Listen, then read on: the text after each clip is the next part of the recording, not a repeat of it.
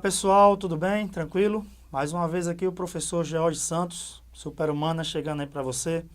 Vamos dar sequência ao nosso trabalho e hoje estamos trazendo aqui uma temática muito interessante, que é acerca do imperialismo norte-americano ou do imperialismo dos Estados Unidos no século XIX e no século XX, principalmente em relação ao continente americano, tá certo? A sociedade norte-americana, né, ou a civilização norte-americana, ela começou a se praticamente forjar, se formar, estruturar, a partir do momento em que houve a colonização das 13 colônias inglesas na América. Quando nós tivemos o processo de independência das 13 colônias entre os anos de 1776 e 1783, por causa do Tratado de Paris, em que a Inglaterra reconhece as antigas 13 colônias enquanto também um Estado nacional, já ali começa a ocorrer alguns debates acerca de algumas temáticas, dentre elas a questão da escravidão. Inclusive, na própria formação da Constituição norte-americana em 1787, haviam alguns que defendiam a possibilidade e a perspectiva de permitir ao negro essa abolição. Lógico, é evidente que predominou uma teoria, né, um propósito maior de manter esse processo escravagista, beleza? Só que ao longo dos anos, a partir de 1787, a população americana ela foi crescendo. Nós tivemos ali um processo de chegada, inclusive, de imigrantes, e isso exigiu que se tivesse a necessidade de ocupar novas áreas. É dentro desse contexto, peço a você agora, meu jovem, minha jovem, que dê uma visualizada no nosso slide, que nós vamos ter esse processo de expansão. Destacamos aqui alguns pontos para que ficasse de forma mais acessível à compreensão de você a partir desse processo de expansão norte-americano. Até a metade do século XIX, a primeira necessidade nos Estados Unidos era resolver alguns problemas internos. Esses problemas solucionados, aí nós vamos ter agora todo um processo de elaboração para expandir-se para fora daqueles espaços que já eram devidamente constituídos. Tranquilo? Então nós temos, por exemplo, uma doutrina, dentre várias dessas doutrinas que foram constituídas no século XIX, tanto pela Europa, quando vai colonizar a África e a Ásia, aqui na América também não ficamos de fora. E os norte-americanos desenvolveram a doutrina chamada Destino Manifesto. O que é isso? A doutrina Destino Manifesto, aqui para o continente americano, ela aparenta, ela tem algo similar ao que foi a doutrina do chamado da missão civilizadora, usada pelos europeus quando resolveram, no processo de neocolonialismo do século XIX, adentrar no continente africano e asiático, assim como também aquele discurso do chamado darwinismo social, tentar justificar a presença europeia na África e na Ásia a partir da obra do Charles Darwin, A Origem das Espécies, né? Mostrando a evolução e que o homem branco, ele naturalmente era superior às demais etnias e que Deus deu a este homem uma missão civilizadora. Aqui na América, quem é que incorpora isso? Os anglo-americanos, ou seja, os que nós chamamos hoje de norte-americanos. Então, os Estados Unidos, eles começam a defender essa ideia, a partir inclusive de uma defesa da própria União, de que eles deveriam ocupar essas áreas em que estavam presentes, no caso aqui da América, principalmente nativos, o que nós chamamos de índios.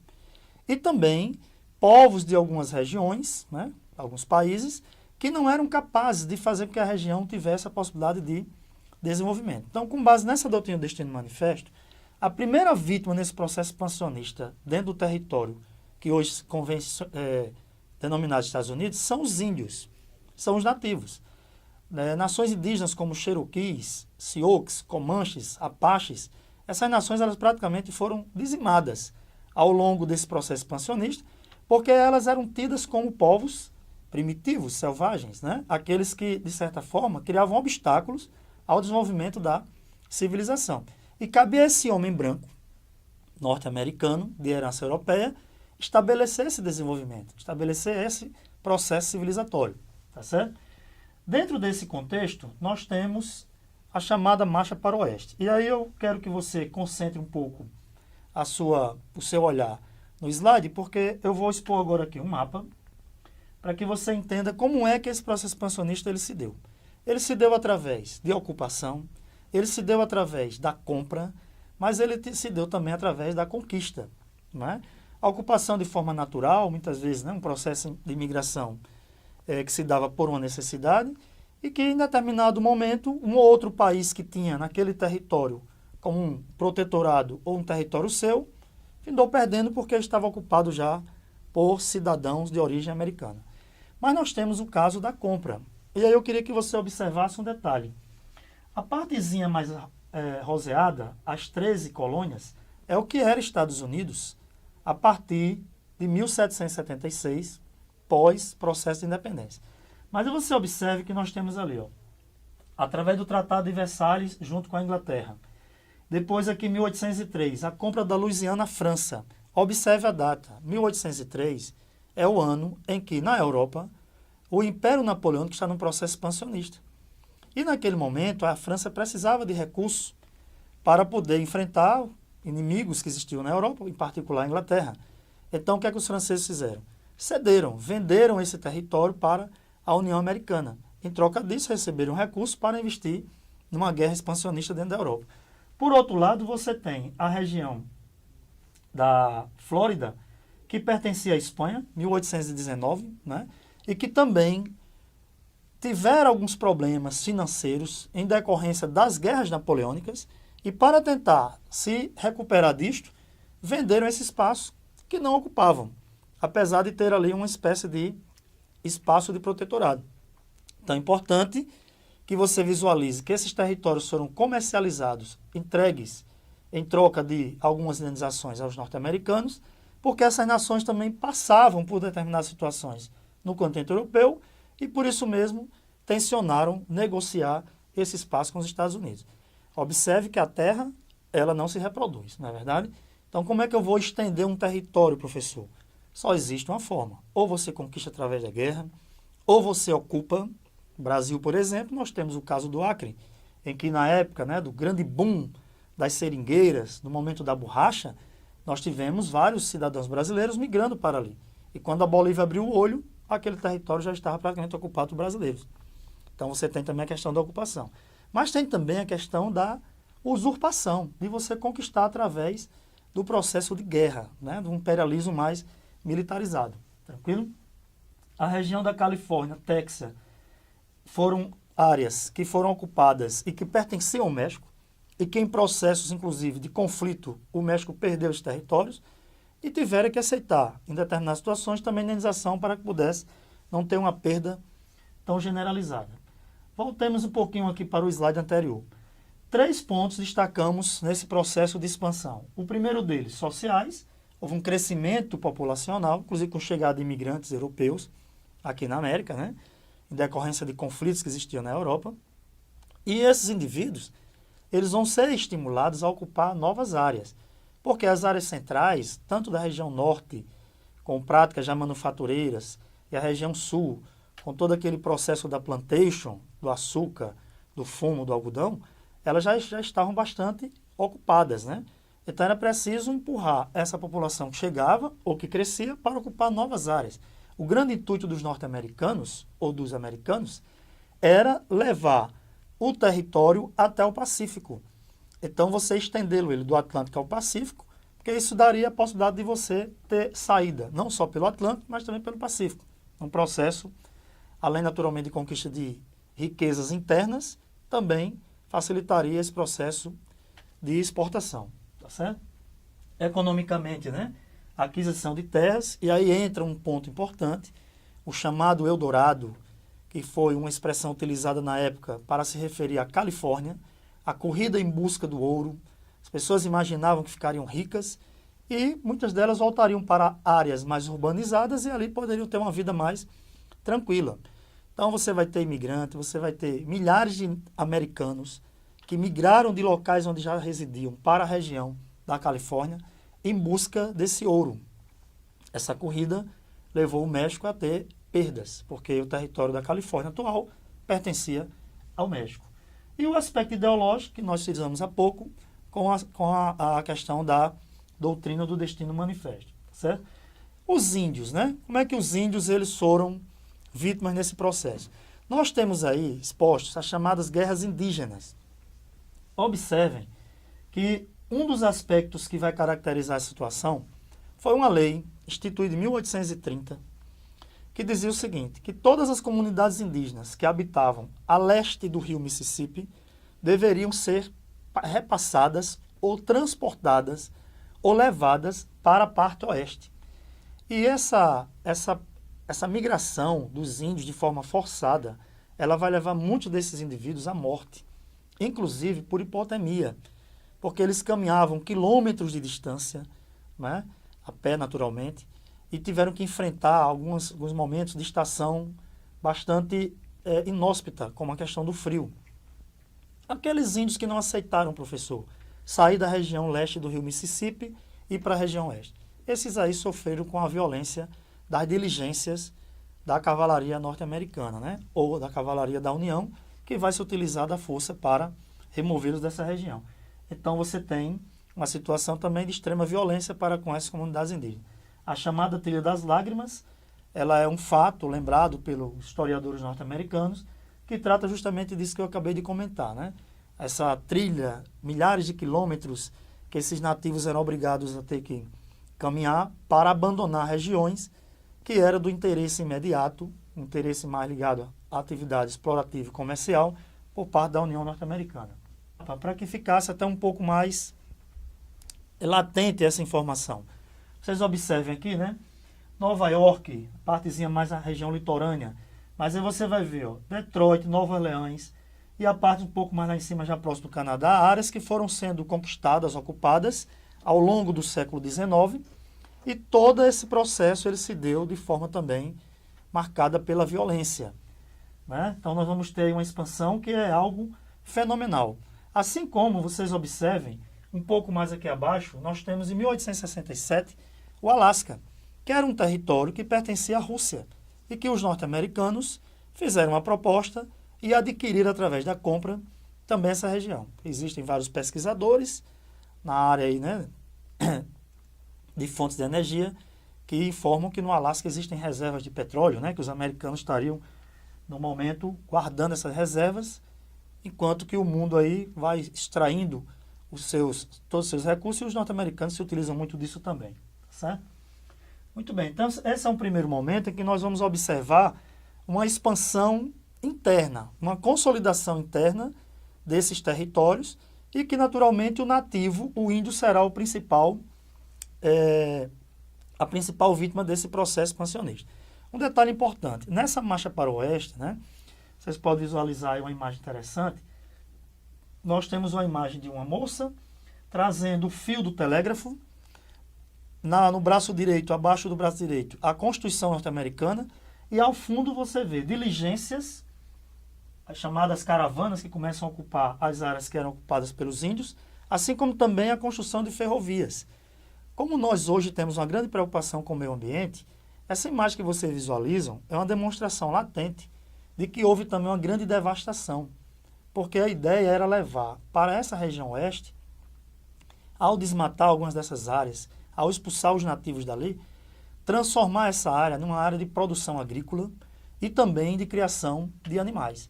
E isso naturalmente levou essa parte interna dos Estados Unidos, né, que na época não pertencia ao território americano, a uma área de devastação. Tranquilo? Muito bem.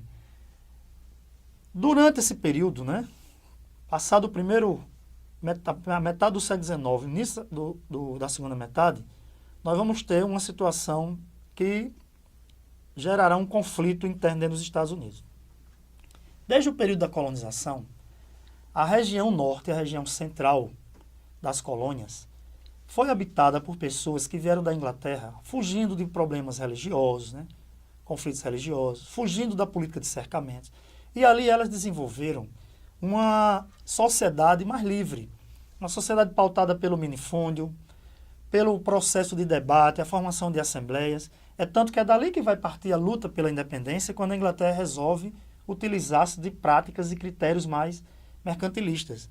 Já a região sul dos Estados Unidos, por ser uma área de clima tropical, esta região permitiu a implantação do projeto da plantation, da grande plantação, com a utilização maciça de mão de obra escrava, e em particular a mão de obra escrava negra.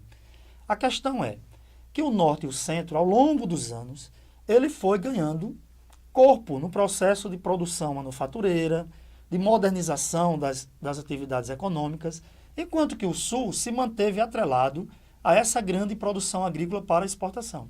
A agroexportação, como era o caso do Brasil colonial. Por volta aí da metade do século XIX, o Norte e o Centro começam a fazer investimentos mais vultosos para ocupar a região Oeste e ali ampliar ainda mais esse projeto expansionista ligado à manufatura e indústria. Era interessante você ter um mercado interno que pudesse consumir também os produtos que eram gerados pela produção manufatureira do Norte e do Centro. Não interessava isso à região Sul, porque o Sul tinha basicamente ali um projeto de manutenção dessas relações agroexportadoras, né? E com base na mão de obra escrava. Alguns membros da elite do Sul também reclamavam o seguinte: por que ao invés da União aplicar recursos vultosos na ocupação do Oeste, por que não destina parte desses recursos para também modernizar a economia do Sul? Naturalmente, o interesse da elite do Norte era transformar aquele parque manufatureiro num parque industrial e trazer aquele mercado consumidor do Sul para os produtos que eles geravam. Até porque boa parte da elite do Sul importava produtos manufatureiros da Europa, em particular da Inglaterra. Certo? O que é que começou a acontecer nesse pequeno atrito entre Norte e Sul? Primeiro, nós tínhamos uma população que crescia na região Norte e na região Sul. Por outro lado, na região Norte, essa condição de liberdade, essa possibilidade de você ter um eleitorado livre que poderia se transformar em alguém que garantiria um aumento da participação política no parlamento americano, no Congresso, era muito maior. O que faz com que a representatividade política do Norte e do Centro no Congresso seja maior do que do Sul. É tanto que houveram propostas na época da elite sulista querer votar de forma diferente, ou seja, eu sou um latifundiário e escravagista. Então o meu voto, ele teria uma diferença em relação ao voto do homem branco do Norte, porque eu tinha 100 escravos. Então, como se o fato de eu ter 100 escravos, o meu voto valeria 2 ou 3, para tentar equiparar com os indivíduos do Norte. Isso aí, logicamente, evidente, não foi aceito. Então, o Sul sempre ficava em desvantagem eleitoral, porque boa parte da população do Sul era negra, escrava. Consequentemente, não podia participar do processo seletivo. E aí vem as situações que são consideradas mais cruciais. O que é que o Norte fez a partir do fato de estar à frente do poder da União? Estabeleceu taxas protecionistas. Aumentou taxa de alfândega para produtos primários produzidos nos Estados Unidos, para impedir que esses produtos, ou essas mercadorias ou matérias-primas, pudessem ser exportadas. Era uma forma de forçar o Sul a oferecer a matéria-prima, como por exemplo o algodão, de forma mais barata para a indústria do Norte. E aí impediria que esse algodão saísse para o mercado europeu. O Sul não aceitou isso, porque essas taxas protecionistas beneficiariam a indústria do Norte, mas prejudicaria os produtores de algodão e de outras matérias-primas da região Sul. Então aí você já tem uma divergência. E essa divergência ela ganhou corpo. E de certa forma, né, levou os Estados Unidos a um processo de guerra civil, quando foi eleito para presidente, na década de 60 do século XIX, um nortista chamado Abraham Lincoln. Ali ficou claro para a elite do Sul que as medidas que seriam tomadas à frente do governo da União prejudicariam de forma latente os interesses econômicos dessa elite.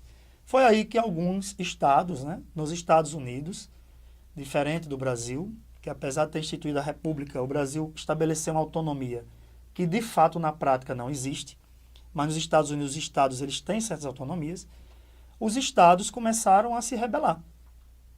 E alguns deles, Carolina do Norte, Carolina do Sul, né, Virgínia, New Hampshire, começaram a se autodeclarar independentes da União. A Constituição dos Estados Unidos da América, de 1787, ela é muito clara em relação a isso. Não se permite a secessão. É proibitiva a separação. Nenhum daqueles estados pode se separar da União, como a nossa também não permite. Portanto, o que é que nós vamos ter entre 1861 e 1865? Uma guerra civil dentro dos Estados Unidos, que é chamada de Guerra de Secessão, porque secessão é separação, pelo fato dos estados do Sul terem organizado e se autodeclarado independentes da União. Eles formaram, que vocês podem visualizar, na letra E, os Estados Confederados, né, da América. Criaram uma bandeira que tinha as cores vermelho, azul e branco, embora, né, a posição da bandeira diferenciava um pouco da bandeira norte-americana. E isso foi considerado crime. É aí que nós vamos ter a guerra. A guerra ela dura de 1861 a 1865. Tivemos um saldo de cerca de 610 mil homens mortos. A devastação de boa parte da produção e da área agrícola do Sul, embora trouxe um lado positivo, né? O projeto do Norte, esse projeto industrial, modernizante da economia americana, saiu vencedor. Por um lado, foi interessante porque os Estados Unidos entrou também no rol dos países industrializados, como acontecia com a Europa. O Sul teve um desgaste enorme, né? Boa parte da sua produção, da sua área rural foi devastada pela guerra. E também nós vamos ter nesse momento dois aspectos muito importantes.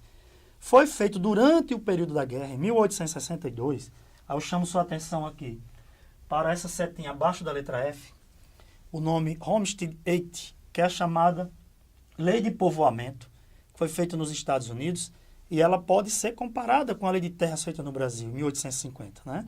Só que aí você observa uma diferença. Quando você vê aqui os nossos colegas professores de História do Brasil falar sobre a Lei de Terras, eles deixam bastante claro que essa lei foi feita com base nos interesses latifundiários brasileiros para impedir que imigrantes que chegavam ao Brasil, como os italianos, e a posteriori os negros, já que já tínhamos iniciado o processo de campanha abolicionista, pudessem ter acesso à terra e que se mantivesse o processo do latifúndio, como infelizmente continua no Brasil. No caso aqui dos Estados Unidos, não é esse o objetivo. Qual é o objetivo aqui? É permitir que imigrantes que estão chegando naquele território possam adentrar, ajudar a União a expandir-se. Cada indivíduo desses que tivesse coragem de adentrar nesses territórios, a União ela iria oferecer, inclusive, apoio logístico, principalmente militar. Chegou-se, dentro desse processo da lei, a vender terras consideradas públicas por um valor irrisório, $1, por exemplo. É tanto que vários cidadãos americanos que já viviam em certas áreas migraram para essas novas áreas em busca dessa posse dessa terra, diferente do que aconteceu com o Brasil, tá certo? Muito bem. Mas também temos aí uma consequência muito positiva. Os Estados Unidos da América, a União, ela publicou a 13ª emenda, onde se estabelecia nessa 13ª emenda da Constituição Americana a abolição da escravatura. A 14ª emenda foi feita para garantir uma certa igualdade jurídica perante a lei entre negros e brancos. E a 15ª emenda vai dizer que não pode haver discriminação entre aqueles que se candidatam, possivelmente seriam eleitos, e que são eleitores. Isso estava na lei, está lá no papel. Infelizmente, na prática, não foi isso que aconteceu, certo? A elite branca do Sul, que se sentiu violada nos seus direitos, né, com a derrota, e jamais aceitou, jamais incorporou a possibilidade de um homem negro, escravo, também ter cidadania como branco. O que é que essa elite branca fez? Ela estabeleceu um processo de segregação racial. A mesma coisa que nós vamos perceber acontecer na África do Sul e que levou um cara como Nelson Mandela à prisão por lutar contra o apartheid, nos Estados Unidos da América isso se efetivou. Principalmente depois da Guerra de Secessão. É algo negativo da história americana e que até hoje tem que ser combatido, né? Nós temos aí várias personalidades americanas, inclusive negras, que lutaram contra isso, como o pastor Martin Luther King. Se não se imaginava nunca que os Estados Unidos teriam um negro como presidente. Recentemente o Barack Obama foi eleito, mas ainda é uma mácula, é uma marca, é uma mancha que está no sangue do americano. E, infelizmente, para aqueles que defendem os direitos humanos, isso é real. Existe ainda nos Estados Unidos isso que vocês estão vendo aqui. É crime. A Constituição americana considera crime, o indivíduo tem que ser preso. Mas são pessoas ligadas às elites. E muitas vezes elas cometem esses delitos, elas invadem igrejas, matam negros, estupram negras e não são devidamente punidas pela lei que diz que todos são iguais perante a mesma. Tranquilo? Dando sequência a esse nosso tema, vamos para a segunda parte da aula, que é uma parte também muito interessante. No início do século XIX, 1823, foi desenvolvida nos Estados Unidos uma doutrina do presidente James Monroe. E essa doutrina ela vai dizer o seguinte, ela vai dizer que a América tem que ser para os americanos. Por que que os Estados Unidos lançaram esse conjunto de ideias, né, e práticas?